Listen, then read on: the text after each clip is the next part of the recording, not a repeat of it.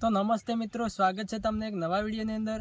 આજે આપણે આ વિડીયોની અંદર વાત કરીશું કે ઇન્સ્ટાગ્રામની આઈડી જો તમે ભૂલી ગયા હોય તેને પાછી લાવવી હોય તો કઈ રીતે લાવવી। તો ચાલો જઈએ મોબાઈલની સ્ક્રીન ઉપર। તો સૌથી પહેલાં તો તમારે ઇન્સ્ટાગ્રામ ખોલી દેવાનું છે। ત્યાં પછી તમારે અહીંયા આઈડીનું ઓપ્શન આવે ત્યાં ઓકે આપવાનું છે। પછી તમારે એડ ઇન્સ્ટાગ્રામ એકાઉન્ટ ત્યાં ઓકે આપવાનું છે। ત્યાંથી લોગિન એકાઉન્ટ ઉપર ઓકે આપવાનું છે।